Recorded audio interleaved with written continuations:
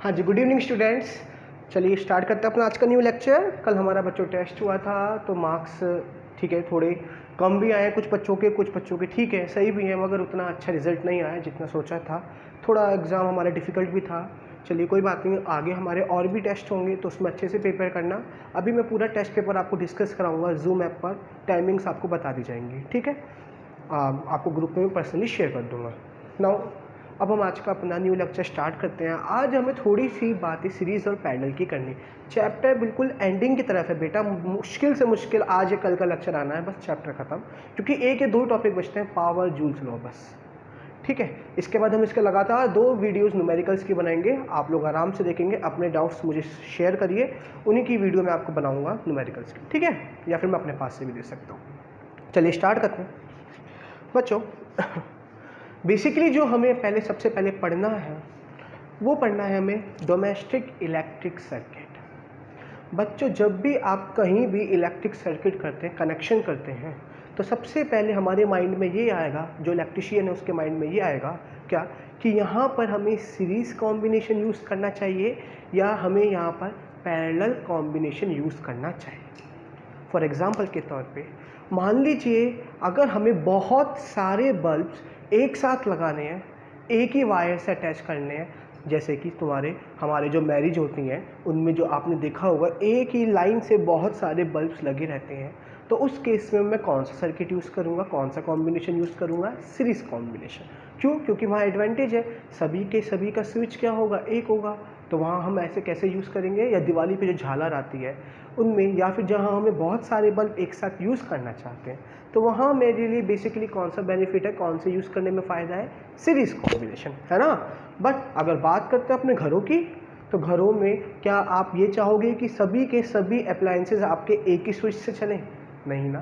आप चाहते हैं, आपके घर में क्या होता है, सबके स्विचेस अलग अलग होते हैं, लाइट का स्विच अलग होता है, फ़ैन का स्विच अलग होता है, तो वहाँ हमारा सीरीज़ कॉम्बिनेशन फेल कर जाता है। तो हम लोग सीरीज़ कॉम्बिनेशन भी यूज़ कर सकते हैं, पैरेलल कॉम्बिनेशन भी, अकॉर्डिंग टू द रिक्वायरमेंट, कि क्या रिक्वायरमेंट है, कैसे हमें, हमारे लिए जो हमें कनेक्शन करना है वो किस जगह करना है, कहीं शादी में करना है या फिर आपका कोई फंक्शन है या फिर हमने पर्सनल यूज़ से करना है, वो हमारा अपना सोच है। मगर आज मैं जो आपको बताने वाला हूँ वो मैं बताने वाला हूँ आपको कि क्या नुकसान है सीरीज़ के। फ़ायदा तो कुछ है ही नहीं सीरीज़ का, एक छोटा सा फ़ायदा है, लेकिन बेसिकली सीरीज़ के क्या नुकसान है। और घरों में, क्योंकि बेसिकली हमें डोमेस्टिक सर्किट की बात करनी है, तो जो हमारा डोमेस्टिक इलेक्ट्रिक सर्किट होता है उसमें सीरीज़ का हम क्यों यूज़ नहीं करते, पैरेलल को क्यों यूज़ करते हैं, तो आज मैं आपको यही डिस्कस करने वाला हूँ। क्या? सबसे पहले डिसएडवांटेजेस ऑफ सीरीज़ सर्किट। इसके फ़ायदे कम, नुकसान ज़्यादा है बच्चों, तो आज वही पढ़ेंगे। पेपर में बहुत बार आता है एग्ज़ाम में, ठीक है, कि what are the advantages of parallel combination, या फिर what are the disadvantages of series, या फिर compare series and parallel combination. तो ध्यान से सुनेंगे बच्चों, मैं आज आपको इसके पूरे डिसएडवांटेजेस बताने वाला हूँ, ठीक है। देखिए सबसे पहले आप समझिए, मेरा पहला पॉइंट समझिए कि क्या नुकसान है। मैं इसके डिसएडवांटेजेस बता रहा हूँ सीरीज़ के डोमेस्टिक इलेक्ट्रिक सर्किट हम यूज़ कर लेते हैं, लेकिन नुकसान है इसके बहुत ज़्यादा, वो देखिए घरों में क्यों यूज़ नहीं करते। मान लीजिए बेटा, ये मेरा एक इलेक्ट्रिक बल्ब, ये मेरे दूसरा, ये मेरा तीसरा। Just imagine this is our battery, this is the positive terminal, this is the negative terminal. Okay, clear है। बैटरी वी, ये कैसा वो है बेटा आपका कॉम्बिनेशन सीरीज, देखिए। और यहाँ क्या लगा दिया मैंने, स्विच। अभी ये सब क्या कर गए, ग्लो। आपको पता होगा पहला नुकसान यही है सीरीज का। क्या? आप लोग खुद सोचिए, क्या कि अगर यहाँ पर गलती से ये बल्ब खराब हो गया, गलती से जो इसके अंदर तार था ये ब्रेक हो गया, तो ये जो सर्किट है वो यहीं ब्रेक हो गया।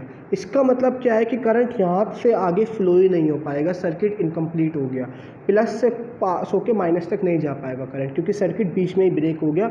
और ये जबकि दोनों सही थे, केवल इसकी वजह से, या फिर ये सही था, ये वाला ख़राब हो गया, तो अभी भी सर्किट क्या हो गया है, ख़राब हो चुका है। ना ये ग्लो करेगा ना ये ग्लो करेगा। आप लोग कहोगे भैया ये क्यों नहीं ग्लो करेगा, क्योंकि बेटा सर्किट ब्रेक हो गया ना, यहाँ पर सर्किट ब्रेक हो गया है आपका। और जब सर्किट ब्रेक हो गया है तो इलेक्ट्रॉन्स पूरा प्रॉपर प्लस से मूव करके माइनस तक नहीं आ पाएगा करंट, ठीक है, करंट आपका प्लस से माइनस तक नहीं जा पाएगा वापस। तो उस केस में आपने क्या देखा कि अगर सीरीज कॉम्बिनेशन में एक भी अप्लायंस ख़राब हो जाता है तो बाकी सभी का फंक्शन स्टॉप हो जाता है, सभी काम करना बंद कर देते हैं। हालांकि वो ठीक होते हैं, उनमें डिफेक्ट नहीं होता है, मगर एक छोटे से बल्ब ने पूरी की पूरी कनेक्शन को फ्लॉप कर दिया, बेकार कर दिया, बाकी सारे बल्ब ग्लो नहीं करेंगे। तो सीरीज़ का पहला डिसएडवांटेज क्या है बच्चों, क्या बोलेंगे हम, क्या कि if one electrical appliance stops working due to some defect then other appliances also stop working. अगर एक अप्लायंस मेरा कुछ डिफेक्ट के कारण ख़राब हो गया तो बाकी सारे भी ग्लो करना बंद कर देंगे, फंक्शन वो भी परफॉर्म नहीं करेंगे। ठीक है, यहाँ तक समझ में आया आपको पहला। चलिए आगे सुनिए, दोबारा समझते हैं। ये 3 रेजिस्टेंस मान लीजिए, बल्ब मान लीजिए, कुछ भी हो सकता है रेजिस्टेंस, है ना। अब सुनिए, मैं बताने वाला हूँ दूसरा इसका क्या नुकसान है। दूसरा नुकसान ये है कि ये सभी के सभी एक सिंगल स्विच से ऑपरेट होते हैं। ये सारे बल्ब आपका सिंगल स्विच से होंगे ऑपरेट। अगर आप चाहते हो कि आप केवल इनमें से एक बल्ब ग्लो करो तो ऐसा पॉसिबल ही नहीं है। मजबूरी हो जाएगी हमारी कि जब भी हम करंट सप्लाई देंगे तो तीनों के तीनों बल्ब जलेंगे, अदरवाइज कोई भी नहीं जलने का है। और यहाँ पे सारे के सारे अप्लायंसेस सिंगल स्विच से रहते हैं, सिंगल स्विच से ऑपरेट होते हैं, तो हर किसी का सेपरेट स्विच नहीं होता। अगर आपने स्विच ऑन करा तो सभी के सभी बल्ब ग्लो करेंगे, और जो कि हमारी एनर्जी का वेस्टेज है। अगर आप घर में एक बल्ब जलाना चाह रहे हैं तो आपके मजबूरी में अगर सीरीज़ कॉम्बिनेशन है तो दोनों बल्ब जलेंगे। जैसे हमारे घर में एक कनेक्शन है सीरीज़ का, जहाँ हम पढ़ते हैं, एक ही स्विच से दोनों लाइट जलती हैं, जो हमारे रूफ पे ट्यूब लाइट लग रही है, आपने देखा होगा, एक सिंगल स्विच से दोनों लाइट जलती हैं, वो कॉम्बिनेशन हो गया सीरीज़ का। अगर मैं सिंगल एक लाइट जलाना चाहूँगा तो वो पॉसिबल नहीं है। तो सीरीज़ कॉम्बिनेशन का दूसरा क्या है कि सिंगल स्विच की हर कोई, सारे के सारे अप्लायंसेस आपका सिंगल स्विच से ऑपरेट होते हैं, हम हर किसी का सेपरेट स्विच नहीं लगा सकते। ठीक है, इतनी बात समझ में आ गई, कोई दिक्कत? आगे सुनिए। तो ये हो गया इसका दूसरा नुकसान। अब बात करते हैं तीसरा। अगेन ये मेरा क्या है, मान लीजिए सीरीज कॉम्बिनेशन। आप लोगों को पता है कि इसमें जो होती है, मान लीजिए ये मेरा 220 वोल्ट की सप्लाई है, तो इसमें मान लीजिए सेम रेजिस्टेंस है ये और ये, तो इसमें क्या होगी 110 वोल्ट, इसमें भी 110 वोल्ट। अगर और भी लगा दिए तो और डिवाइड हो जाएगी। यहाँ पे क्या होती है, हमने पढ़ा था सीरीज़ में, जो वोल्टेज होती है बेटा वो डिवाइड होती है। जब वोल्टेज डिवाइड होती है तो हर रेजिस्टेंस में कम वोल्टेज पहुंचेगी, डिवाइड होके जा रही है, और जब वोल्टेज कम हो गई तो ओम्स लॉ के अकॉर्डिंग करंट भी कम पहुंचेगा। इसी वजह से जब भी हम लोग झालर लगाते हैं तो यहाँ पर वोल्टेज डिवाइड हो जाती है, डिवाइड होने से प्रॉपर करंट नहीं मिल पाता, करंट भी कम पहुंचता है, जिसके वजह से वो प्रॉपर ग्लो नहीं हो पाते बल्ब। यानी कि तीसरा नुकसान ये है कि ईच जो भी आपका अप्लायंसेस होगा सीरीज़ कॉम्बिनेशन में, सबको वोल्टेज सेम नहीं मिल पाएगी, जिसके वजह से उनके अंदर करंट की सप्लाई कम आती है, क्योंकि जब वोल्टेज कम तो करंट भी कम। ठीक है, और जब क्योंकि वोल्टेज डिवाइड हो रही है, वोल्टेज करंट सब में सेम जाएगा मगर वोल्टेज डिवाइड हो गई, तो डिवाइड होने की वजह से करंट भी कम हो गया, लेकिन सब में रहेगा सेम, सब में सेम रहेगा। ठीक है, तो इसी वजह से हमारे जो बल्ब होते हैं आपके सीरीज कॉम्बिनेशन में वो ज़्यादा ग्लो नहीं कर पाते, बिकॉज वोल्टेज डिवाइड हो जाती है, और जब वोल्टेज डिवाइड हो गई तो करंट उसी हिसाब से आएगा, मगर आएगा सब में सेम, क्योंकि हमने पढ़ा था सीरीज में। ठीक है, तो तीसरा नुकसान यही है कि यहाँ पर जो आपका वोल्टेज होता है उसमें सेम नहीं होता। Each appliances do not get the same voltage. ठीक है, हर अप्लायंसेस आपका सेम वोल्टेज पे नहीं लेता है, जिसके वजह से वो प्रॉपर तरीके से वर्क नहीं कर पाता है। तो तीसरा नुकसान क्या हो गया है, ये हो गया आपका। ठीक है, बात करते हैं आपका फोर्थ डिसएडवांटेज। आप लोगों को बताया था मैंने, अब ध्यान से सुनना, ये इंपॉर्टेंट है।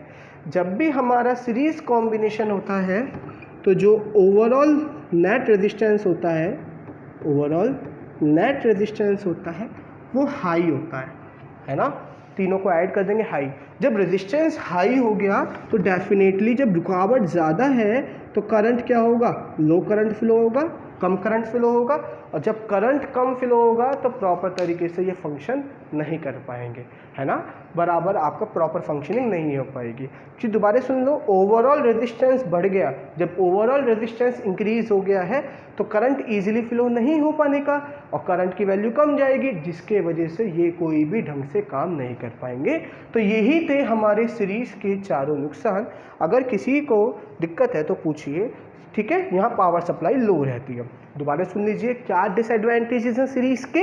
सबसे पहला डिसएडवांटेज है कि अगर एक appliances, if one appliances is damage then other appliances do not work properly. अगर एक अप्लायंस खराब हो गया तो जो बाकी अप्लायंसेस है वो प्रॉपरली वर्क नहीं करने के, वो ग्लो नहीं होने के हैं।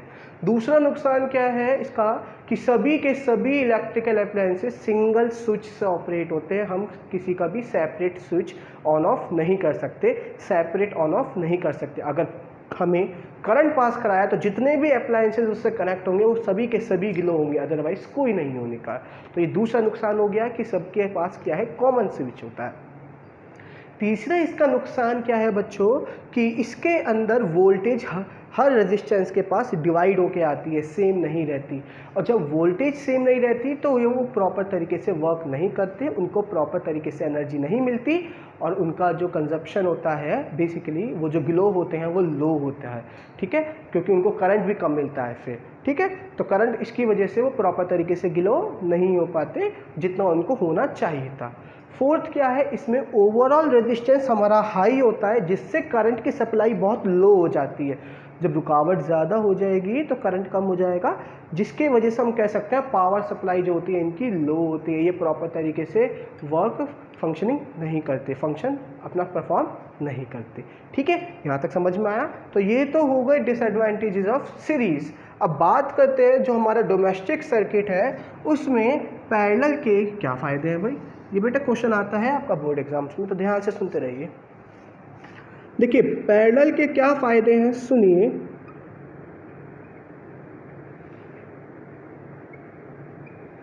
देखिए मान लीजिए ये मेरे पास पहला अप्लायंस है बेटा, ये मेरे पास दूसरा, और ये मेरे पास तीसरा।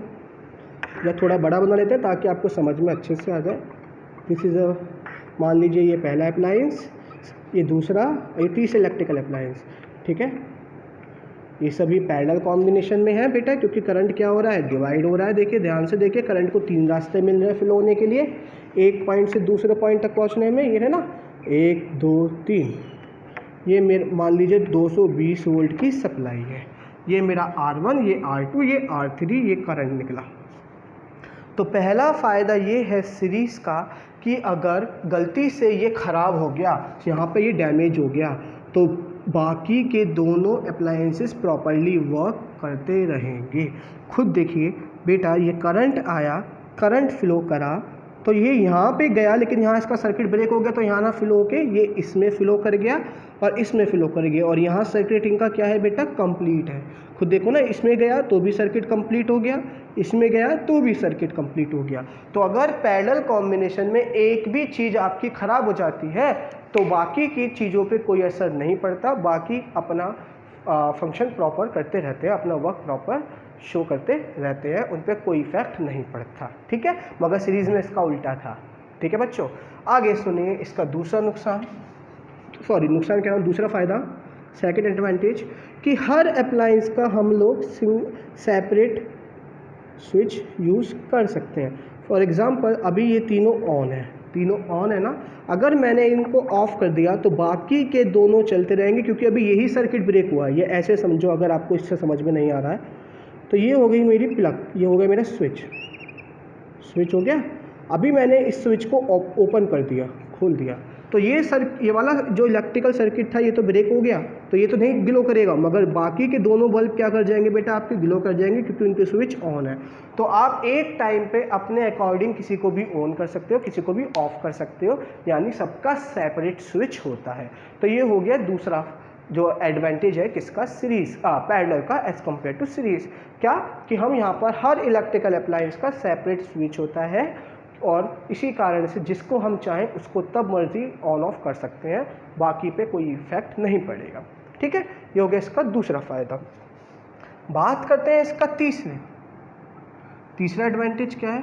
आपको पता है पैरेलल में जो वोल्टेज होती है बेटा वो आपकी हर जगह सेम, अगर यहाँ 220 वोल्ट है तो इसमें भी 220 आएगा, इसमें भी 220 आएगा और इसमें भी 220 आएगा। और जब वोल्टेज सबके पास सेम आ गई तो करंट भी प्रॉपर आएगा, क्योंकि जितना ज़्यादा वोल्टेज उतना ज़्यादा current according to the need. तो यहाँ पर करंट भी सही आ गया, यहाँ भी करंट सही आ गया, यहाँ भी करंट सही आ गया।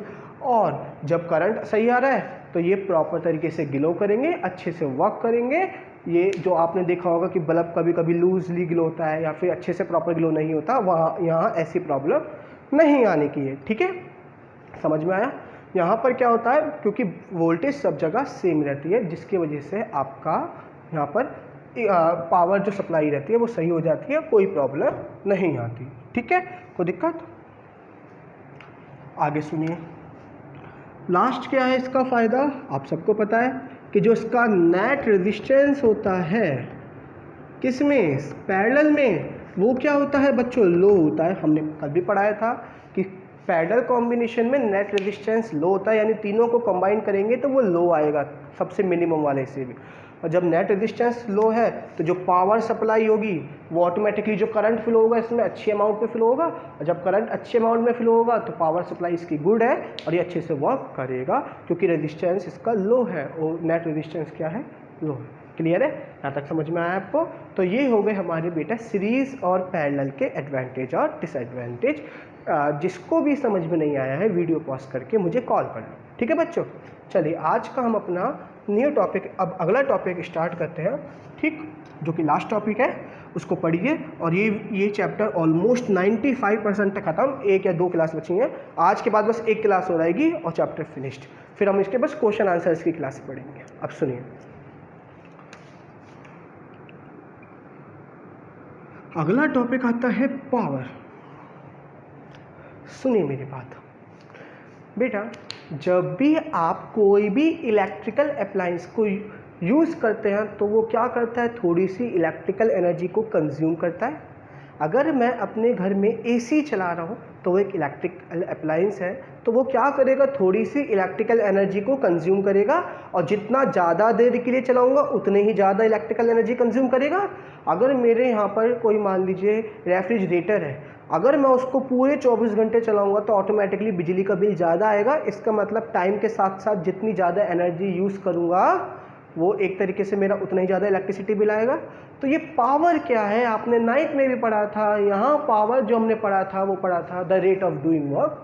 9th में यही पढ़ा था कि कितना वर्क हम कितने टाइम में कर रहे हैं, दैट इज़ अवर पावर, है ना, वर्क डन अपॉन टाइम। यहाँ पर थोड़ा सा चेंज है, क्या, the rate at which electrical energy is consume.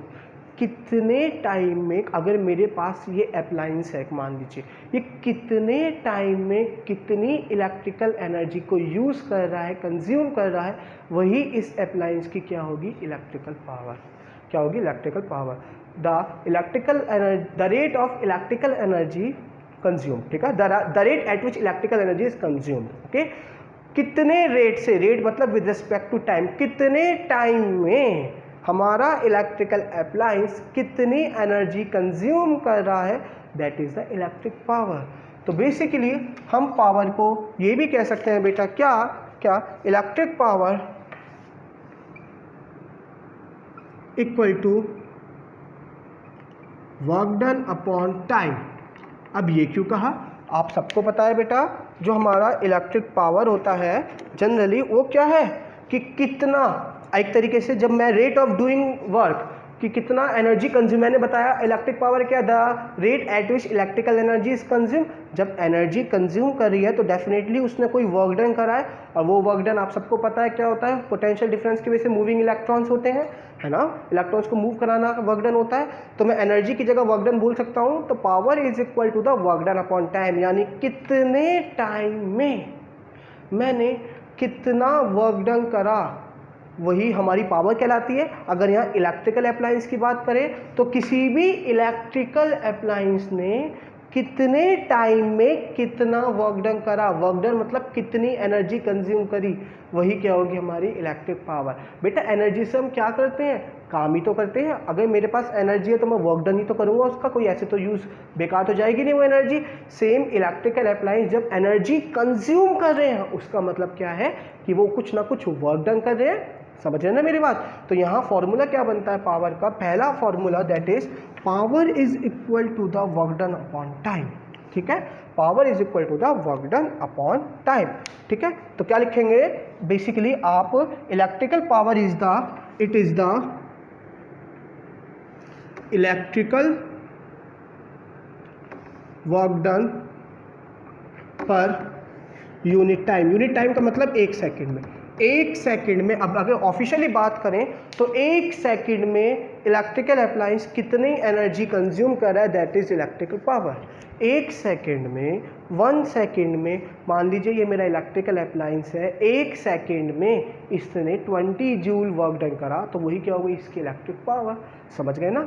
तो power is equal to the work done upon time, the rate at which the electrical energy is consume. और ये भी कह सकते हैं the rate at which the electrical energy is consumed, यानी कितने time में कितनी इलेक्ट्रिकल एनर्जी कंज्यूम्ड हो रही है, वही क्या है मेरी इलेक्ट्रिक पावर। और वो कितने सेकंड का निकलेगा? 1 सेकंड के लिए तो निकलता है। अगर आपके पास डिस्टेंस दे रखा है टोटल और टोटल टाइम, तो वो जो स्पीड निकलती है वो 1 सेकंड की तो निकलती है कि 25 मीटर पर सेकंड, मीन्स 1 सेकंड में 25 मीटर। तो उसी तरीके से कि कितनी इलेक्ट्रिकल एनर्जी कितने टाइम में कंज्यूम हो रहा है, यही इसका फॉर्मूला होता है इलेक्ट्रिक पावर का, the rate at which the electrical energy is consume. यहाँ से जो पहला आप सुनते रहिए, पहला फॉर्मूला होता है पावर को P मान लिया, वर्क डन को W होता है, टाइम टेकन को T। So this is the required formula of power, it is work done upon time. अगर बात करें तो देखो बच्चों, जो SI यूनिट होती है पावर की वो होती है वॉट। आपने देखा होगा कि 40 वॉट की 100 वॉट का बल्ब है, 100 वॉट है ना। सुना होगा कि 4000 वॉट का हमारा AC है या 5 किलो वॉट का मीटर है, वो क्या है हमारी पावर होती है। पावर की यूनिट क्या होती है? वॉट। वर्क डन की यूनिट क्या होती है? जूल। आप सबको पता है जो यूनिट एनर्जी की होती है वही वर्क डन की, और टाइम की होती है सेकेंड। तो जो वॉट है W, वॉट को रिप्रेजेंट करते हैं W, जूल को J, सेकेंड को S। तो 1 watt is equal to the 1 joule per second. तो जो हमारी SI यूनिट होती है, सुनते रहिए बच्चों, पावर की वो होती है वॉट। और 1 वॉट किसके बराबर होता है बेटा? 1 जूल पर सेकेंड। अगर किसी को समझ में नहीं आ रहा है तो घबराओ मत, दोबारा से पढ़ेंगे, कोई दिक्कत नहीं है। तो अगर क्वेश्चन आया डिफाइन 1 वॉट, तो क्या? If the electrical appliance consume 1 joule of energy in 1 second. ठीक है, 1 वॉट किसके बराबर होगा कि अगर कोई भी अप्लायंस 1 सेकेंड में 1 जूल एनर्जी को कंज्यूम कर रहा है तो उसकी पावर कितनी होगी? 1 वॉट। अगर मैंने बोला कि ये जो हमारे पास इलेक्ट्रिक बल्ब आते हैं वो है 100 वॉट, क्या बोला मैंने कि जो हमारे इलेक्ट्रिक बल्ब है, ठीक है, उसकी पावर है 100 वॉट। इट मीन्स कि वो 100 जूल एनर्जी यूज कर रहा है 1 सेकेंड में। कितनी एनर्जी कंज्यूम कर रहा है? 100 जूल इन 1 सेकेंड। इसीलिए तो उनको आजकल हमने कम कर दिया है, हम क्या लाते हैं? 40 वॉट की ट्यूब, क्योंकि अगर 40 वॉट है इसका मतलब वो 1 सेकेंड में 40 जूल करेगा, तो इससे तो आधे से भी कम हो गया, बिजली का बिल बहुत कम आता है। तो समझ में आया पावर क्या है? पावर मतलब ताकत, कितनी ज़्यादा एनर्जी यूज़ कर रहा है, कितना इसको एनर्जी देनी पड़ रहा है हमें, कितना कंज्यूम कर रहा है। फॉर्मूला होता है बेसिकली पहला वर्क डन अपॉन टाइम, और इसको हम ये भी लिख सकते हैं क्या? Energy upon time. दोनों की यूनिट सेम होती है, बात एक ही है, ठीक है। या फिर ये भी लिख सकते हैं और एनर्जी अपॉन टाइम, एक ही बात है बेटा, ठीक है, एनर्जी अपॉन टाइम, ठीक। तो वॉट 9th में पढ़ा था ये हमने, पावर की यूनिट होती है वॉट, वर्क डन की होती है जूल, एनर्जी की भी जूल ही होती है, टाइम की सेकंड। तो 1 वॉट बराबर 1 जूल पर सेकंड, और डिफाइन 1 वॉट आता है। तो अगर 1 सेकंड में 1 जूल एनर्जी हमारा इलेक्ट्रिकल अप्लायंस कंज्यूम करता है तो उसकी पावर है 1 वॉट। अगर मैंने बोला एक इलेक्ट्रिकल अप्लायंस की पावर है 12 वॉट, इट मीन्स कि वो 12 जूल एनर्जी कंज्यूम करेगा 1 सेकेंड में। क्लियर है? तो ये क्या होती है? इलेक्ट्रिक पावर होती है। आप लोगों को यहाँ तक समझ में आ गया होगा कि पहला फॉर्मूला क्या होता है? W/T। ठीक है, तो क्या बोलेंगे, the rate at which electrical energy is consumed is called as the power of that appliance. Okay, ठीक है, कि जितने भी रेट से वो इलेक्ट्रिकल एनर्जी को कंज्यूम कर रहा है, इलेक्ट्रिक वर्क डन को कर रहा है, वही उस अप्लायंस की क्या होगी, इलेक्ट्रिक पावर। आगे सुनिए, आगे चलते हैं कुछ इंपॉर्टेंट पार्ट। तो होपफुली आपको इलेक्ट्रिक पावर आ गई होगी। तो जो जिसकी जितनी कम पावर उतना ही कम हमारा इलेक्ट्रिसिटी बिल आता है। अब तो सबसे पहले अब हम पढ़ेंगे क्या, कुछ यूनिट्स। ठीक है, तो पहली क्या पढ़ी हमने, वॉट। एक होती है बेटा, सुनते रहिए सारी बता रहा हूँ, किलोवाट। एक होती है बेटा आपका मेगावाट। एक होती है आपकी हॉर्स पावर। ठीक है, तो वॉट को डिनोट करते हैं W से, किलोवाट को स्मॉल के कैपिटल W, मेगावाट को क्या लिखेंगे MW। ओके, और हॉर्स पावर को HP। ठीक है, आया समझ में। आगे सुनिए, अब रिलेशन क्या होता है, सुनिए रिलेशन क्या है इनका, सुनिए बच्चों। 1 किलोवाट इक्वल टू 1000 वाट। तो यहाँ से 1 वाट किसके बराबर होगा, 1/1000 किलोवाट। पहला रिलेशन, दो रिलेशन हो गए। ऐसे ही 1 मेगावाट इज इक्वल टू 10⁻6 वाट, और 1 वाट इक्वल टू 1/10⁻6 मेगावाट। आया समझ में। ठीक है, 1 किलोवाट में 1000 वाट होते हैं, तो 1 वाट में हो जाएंगे 1/1000 किलोवाट। अगर किलोवाट को वाट में चेंज करना है तो मल्टीप्लाई बाय 1000, वाट को किलोवाट में करना है तो मल्टीप्लाई बाय 1/1000। सिमिलरली ये वैल्यूज आ गई। ऐसी हमारी 1 हॉर्स पावर में होते हैं बेटा 746 वाट। ये आपको मैंने 9th में पढ़ाया था। हॉर्स पावर क्यों पढ़ा, गाड़ियों में जो हमारे पावर यूज़ होती है, जो हमारे आपके कार्स आती हैं इलेक्ट्रिक कार्स, उसमें जो पावर होती है वो हॉर्स पावर होती है, या उसको लिखे जाते हैं BHP, वो हॉर्स पावर ही है। उसको क्यों रखा हॉर्स पावर, क्योंकि उन्होंने किसको रिप्लेस करा, हॉर्सेस को रिप्लेस करा। पहले घोड़े चलते थे, तो उनके जगह हमने कार्स को आज यूज़ करने लग गए हैं, तो उसी वजह से उसमें जो कार में पावर को हम डिनोट करते हैं वो हॉर्स पावर में यूज़ करते हैं, जो कि बराबर होती है 746 वाट। तो ये हो गई मेरी कुछ यूनिट्स इसकी पावर की। ठीक है, क्लियर है। अब सुनिए, अब लास्ट पार्ट पे आता हूँ। ठीक है, ध्यान से सुनेंगे। सम डिनोट करते हैं P से, यूनिट क्या होती है, वॉट। Some important formulas. अब मैं बात करने वाला हूँ कुछ इंपॉर्टेंट फॉर्मूलाज पावर की, ध्यान से देखेंगे सब। पहला फॉर्मूला था पावर का, वर्क डन अपॉन टाइम।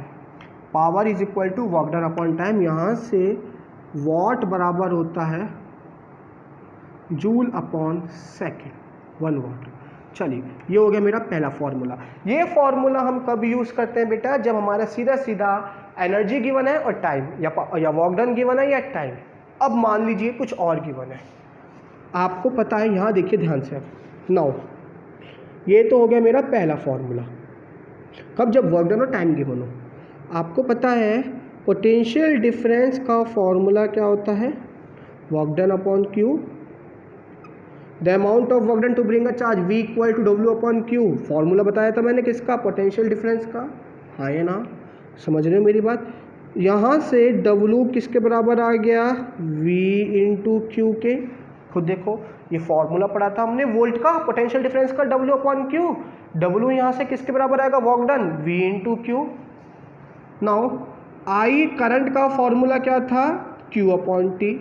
हाँ है ना, I का फॉर्मूला क्या था बच्चों, Q अपॉन T। यहाँ से Q का फॉर्मूला क्या हो गया, I इंटू T।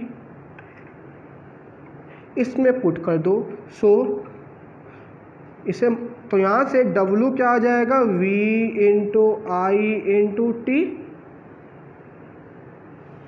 क्लियर है। सो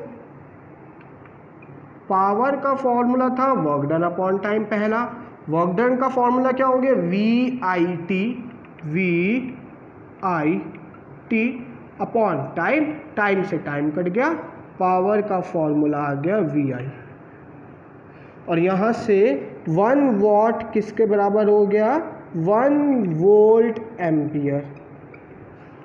दोबारा सुन लो क्या करा, ये हमारा हो गया फर्स्ट फार्मूला, ये हो गया पावर का सेकंड फार्मूला। दोबारा सुन लो बेटा, मेन फार्मूला यही आता है पावर का, power is equal to work done upon time होता है जूल अपॉन सेकेंड। और अब ये तो पहला फार्मूला हो गया। अब इमेजिन कर लो ये नहीं गिवन, कुछ और गिवन है। V का फॉर्मूला होता है W upon Q, work done upon charge. W का फॉर्मूला हो गया V इंटू क्यू, W का फॉर्मूला हो गया V इंटू क्यू। I का फॉर्मूला होता है Q अपॉन टी, करंट का। यहाँ से चार्ज का फॉर्मूला क्या हो गया, I into T, I into T, I into T. मान लो इसे फर्स्ट, मान लो इसे सेकेंड, ठीक है, या फिर छोड़ो ऐसे ही मान लो V equal to W upon Q, W का फॉर्मूला हो गया V इंटू क्यू, I का फॉर्मूला होता है Q अपॉन टी। यहाँ से Q किसके बराबर आएगा, I इंटू टी। Q की वैल्यू इसमें पुट कर दी तो कितना हो जाएगा W, VIT। W कितना हो जाएगा, VIT। ठीक है, हमने क्या मान लिया, इसे फर्स्ट मान लिया, इसे मान लिया second, put second in first. अब ठीक है, तो यहाँ से W equal to V into Q, I equal to Q upon T होता है, तो Q हो गया IT, इस वाली वैल्यू को उसमें पुट कर दिया तो W हो गया VIT। क्यों निकाला, क्योंकि W की हमें वैल्यू पुट करनी पड़ेगी नया फॉर्मूले के लिए। तो VIT अब power W upon T, W की वैल्यू VIT, T से T कैंसिल, पावर बचा V into I. So this is the second formula. ठीक है, इरेज कर देता है पूरा, केवल फॉर्मूला लिखते हैं। क्या है दूसरा फॉर्मूला पावर का, VI। ये कब यूज होगा, जब आपका पोटेंशियल डिफरेंस एंड करंट दोनों गिवन होंगे बेटा, है ना, दोनों गिवन होंगे। और इससे 1 वॉट बराबर होगा 1 वोल्ट एम्पियर। आप इससे डेफिनेशन वॉट वही बोलना कि अगर 1 सेकंड में 1 जूल एनर्जी कंज्यूम हो रही है तो वही 1 वॉट है, इसके अकॉर्डिंग मत बोलना। लेकिन MCQ में ये आ सकता है, मान लो वो नहीं आया, ये लिखा आ जाए 1 watt equal to 1 volt ampere, तो ये भी हो सकता है। लेकिन जब डेफिनेशन लिखोगे तो क्या लिखोगे, if 1 joule of energy is consume in 1 second and it's power is 1 what. ठीक है, आगे सुन लीजिए तीसरा फॉर्मूला। अब V का फॉर्मूला क्या होता है, IR होता है, इसमें पुट कर दो तो P इक्वल टू V की जगह पुट कर दो, ये ओम्स लॉ से आया है ना, V equal to IR into I. यहाँ से P कितना आ गया, I स्क्वायर R, तो ये हो गया मेरा तीसरा फॉर्मूला। क्या, P equal to I square R. कैसे, सेकेंड फॉर्मूला VI आया, V का फॉर्मूला होता है IR, इसमें पुट कर दिया IR into I square R. तो यहाँ से मेरा तीसरा फॉर्मूला क्या आया पावर का, आएगा सबसे आंसर एक ही, आई स्क्वायर आर। ये कब यूज़ होगा, जब आपको करंट और क्या गिवन होगा बेटा, रेजिस्टेंस गिवन होगा। डिफाइन करें तो यहाँ से 1 वॉट किसके बराबर होगा, एम्पियर का स्क्वायर इंटू ओम। ठीक है, एम्पियर स्क्वायर इंटू ओम। लास्ट बात करते हैं, लास्ट फॉर्मूला। अगेन पावर का फॉर्मूला होता है बेटा VI। V का फॉर्मूला क्या होता है, IR। I का फॉर्मूला क्या हो गया, V अपॉन आर। I का V अपॉन आर पुट कर दो इसमें, P equal to V into V upon R. इसमें I की जगह हमने क्या पुट कर दिया, V अपॉन आर। और यहाँ से P बराबर आ गया V square upon R. And this is the fourth formula, this is the second, this is third, this is fourth. और यहाँ से वॉट किसके बराबर हो गया, volt square upon ohm. So ये कब यूज़ करेंगे, जब हमें potential difference and resistance given होगा। ठीक है, तो ये 4 फॉर्मूले होते हैं पावर के। होपफुली आपको यहाँ तक समझ में आ गया होगा। आज हम इतना ही करेंगे इनके, कल हमारा ये चैप्टर खत्म हो जाएगा। बस एक टॉपिक बचता है बेटा इसमें, जूल्स लॉ। ठीक है, एंड जूल्स लॉ फिटिंग। ठीक है, मेन तो वही बचता है। और इसी पावर का एक छोटा सा पार्ट और बचा है, क्या, इलेक्ट्रिकल एनर्जी, जो हमारा डोमेस्टिक हम घरों में यूज़ करते हैं, कमर्शियल यूनिट ऑफ एनर्जी, उसके लिए। तो हमने क्या पढ़ा आज जनरली, सबसे पहले कि सीरीज और पैरेलल में से कौन फ़ायदेमंद है, बता चुका हूँ। उसके बाद हमने पढ़ा power, the rate at which electrical energy is consume, कि कितना वर्क डन हो रहा है। यूनिट क्या होती है, वॉट, बहुत सारी यूनिट बताई। फिर तरह तरह के फॉर्मूले, पहला वर्क डन अपॉन टाइम, दूसरा VI। ये कब यूज़ होगा, जब ना तो वोल्टेज, ना करंट, ना रेजिस्टेंस कुछ नहीं गिवन, केवल work done energy time given हो। ये कब लगेगा, जब पोटेंशियल डिफरेंस और करंट हो, P इक्वल टू VI। ये कब लगेगा, जब करंट और रेजिस्टेंस हो, ये कब लगेगा? जब आपका वोल्टेज और रेजिस्टेंस है। आई एक से ही है, कुछ अपने आप ड्राइव नहीं हुआ है, ऐसे नहीं लिखे हैं, इससे ये आया, इससे ये आया और इससे ही ये आया। ठीक है क्लास, आज के लिए इतना। अगर किसी को कोई डाउट है तो मुझे कॉल करो वीडियो पॉज करके, ठीक। बाकी हम मिलेंगे जूम ऐप पर। ठीक है क्लास, ओके, थैंक यू।